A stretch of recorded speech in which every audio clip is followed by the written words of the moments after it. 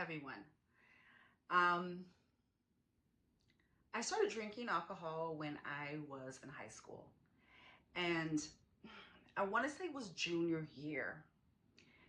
I really can't recall my first experience, and that's because there was so many experiences with alcohol um, during that time of my life that it's almost embarrassing not to actually, I guess, recall the initial one, but that's fine. Um, I thought it was cool. I thought it was sexy. I thought it was edgy. I thought it was fun.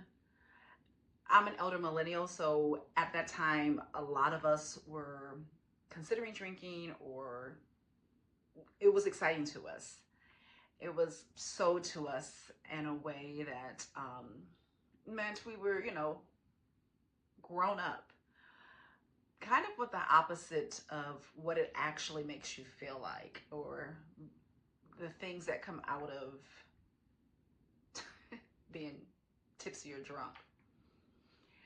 So when I was a senior in high school, I recall having in my bedroom like an altar of old Alizé bottles. I kid you not. And it was at least 5 of them. I like to drink Alizé and I like to drink Bacardi.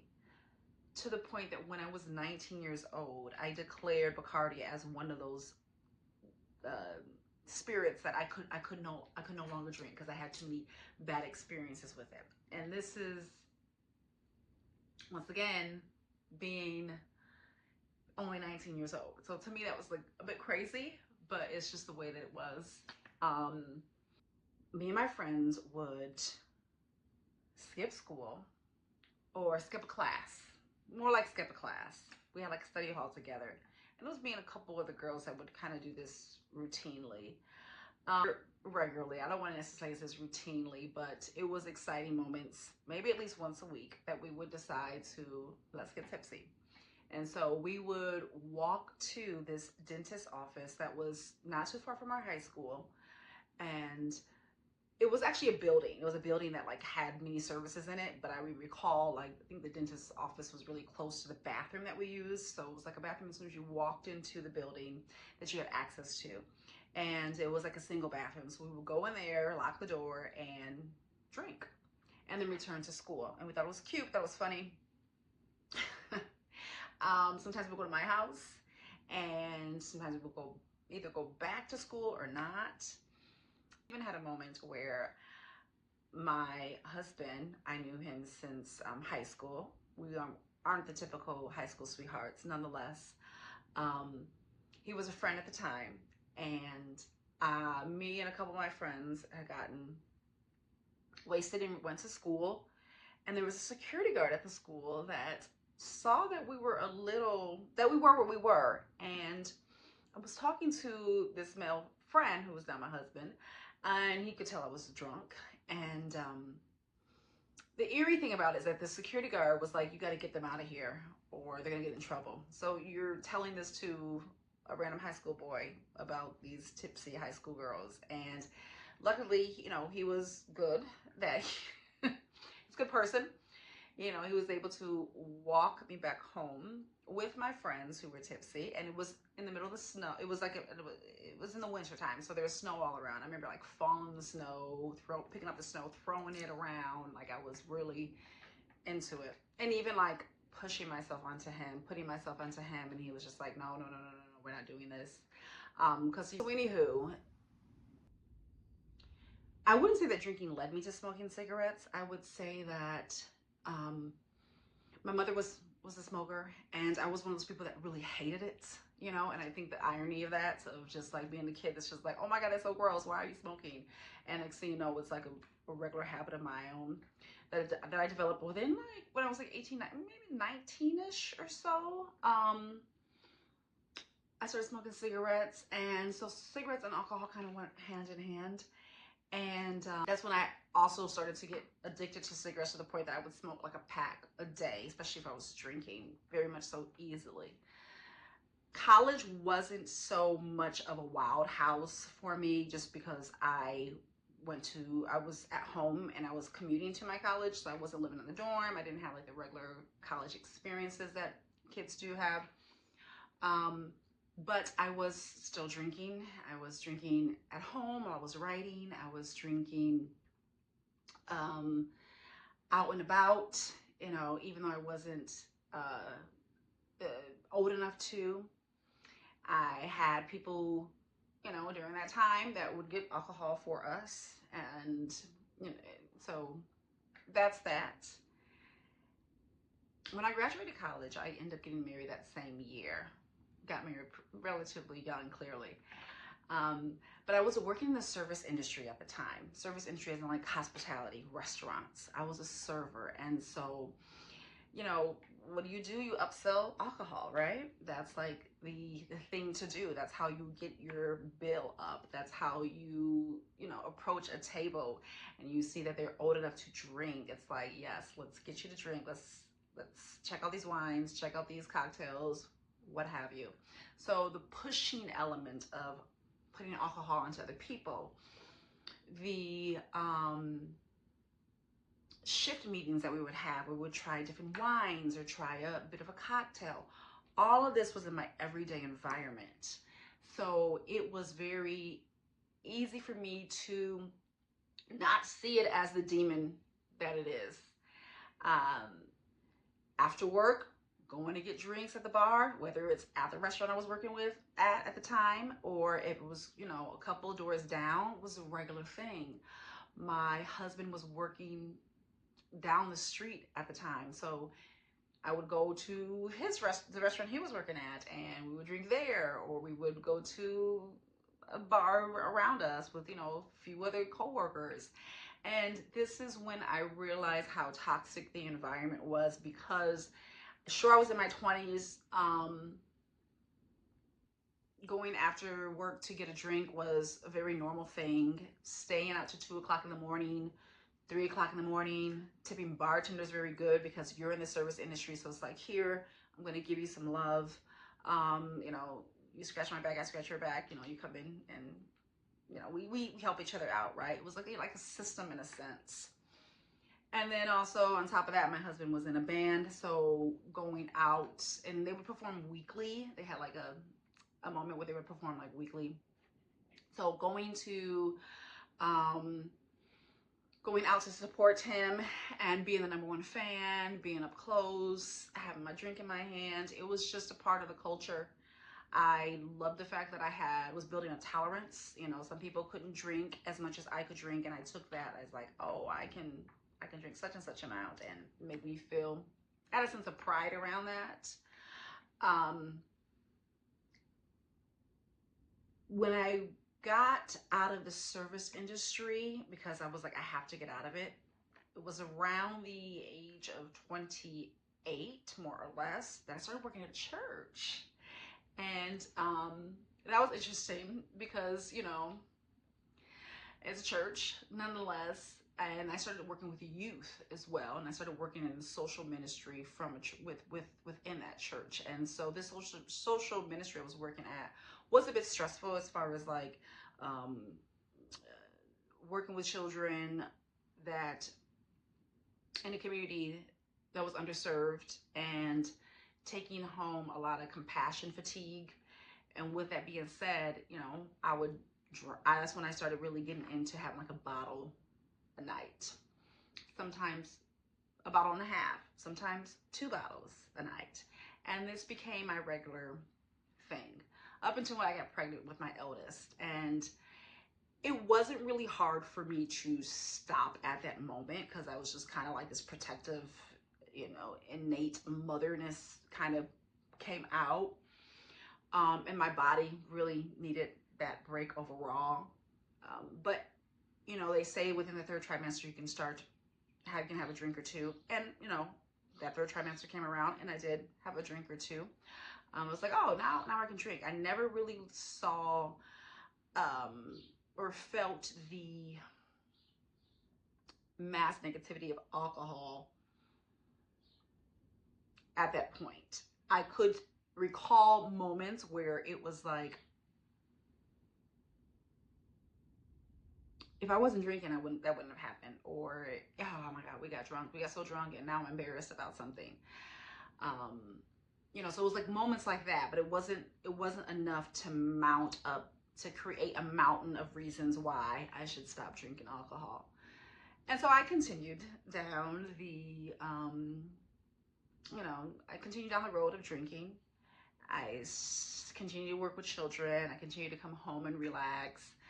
My angle to relax was making myself a cocktail.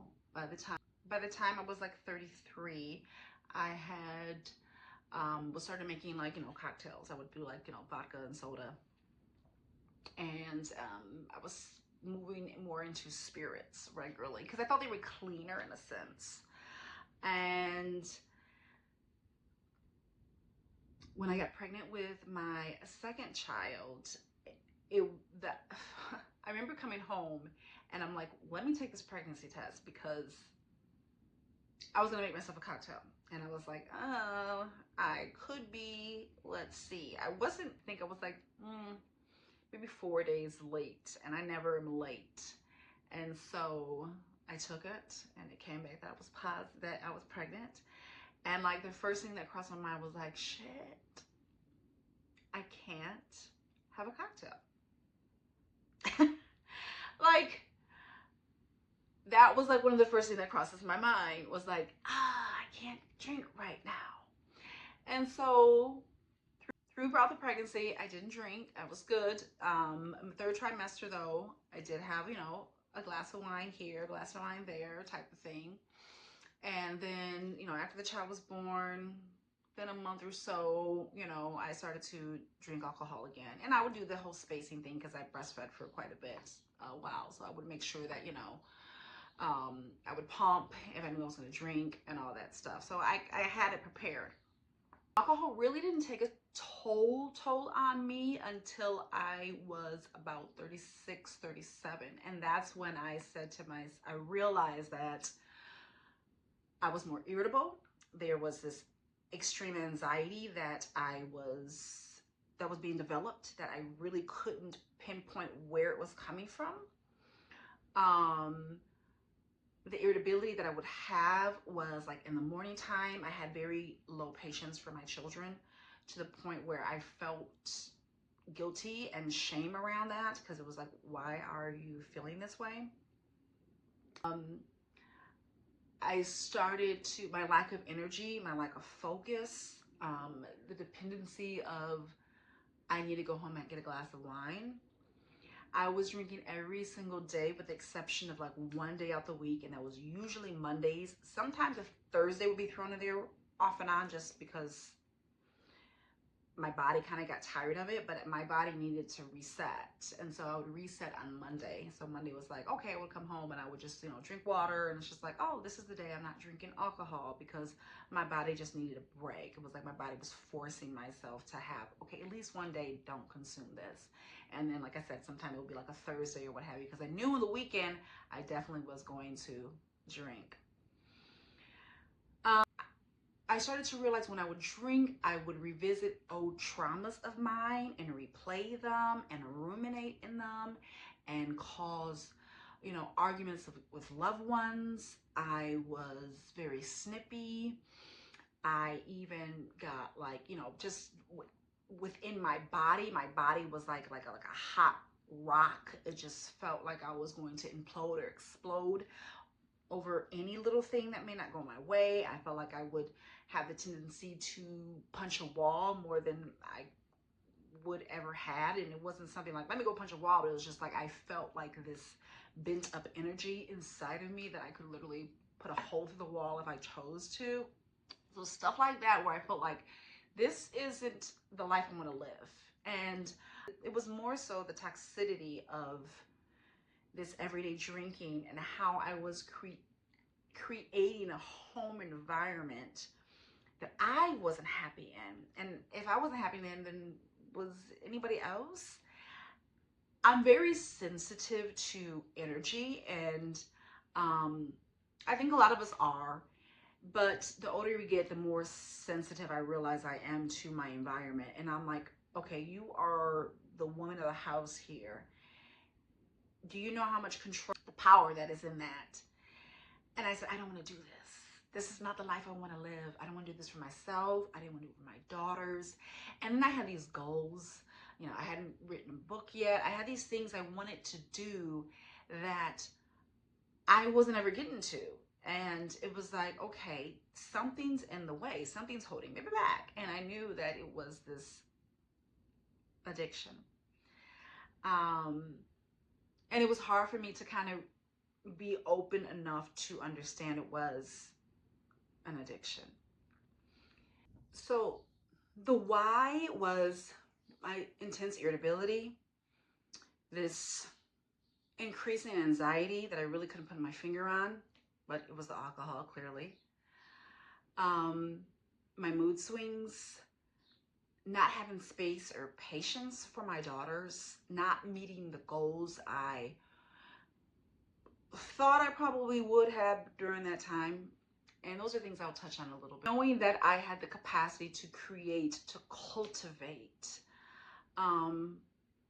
whatever environment from my home, and being the woman in my house, being the mother, having two daughters, there was a sense, I was recognizing that power that I have and how I wanted so much more for myself, for my daughters to see, for my husband, for our relationship, for our connectivity as a family. And that really motivated me to make the steps, to take the steps that led to me being alcohol free. So this is when, yes, it was, I want to say late September, early October, at the latest of 2018, when I decided this has to change. But it didn't take me until January 22nd, 2019 to actually begin the real journey. So there's my story. I'm making this video because I'm realizing there's not enough material out there when it comes to this. And I think I know at least I had this kind of, you know, stereotypical image of what an alcoholic looks like. Even, you know, and it was pretty broad. Like, I knew that there was like functional alcoholics that, you know, worked really demanding jobs and were very successful, and, you know, they weren't necessarily the slob on the couch. So I saw variety and diversity within what makes somebody an alcoholic. But I didn't see, it took me a while to recognize my dependency on it, to call it out. And it could be as simple as the fact that I'm talking about myself, right? Or it could be that everyone else was doing it. I could turn to somebody else and be like, oh, your alcohol story looks very similar to mine. Yeah, we got rid of mommy juice with the mommy juice, you know? And, but it's wild when I pull back and I see how many people are curious about being alcohol free. But the society has this chain on us. It makes us feel that if we were to step out of this collective addiction to alcohol, that something's really wrong with us. And it's not. That means we're waking up.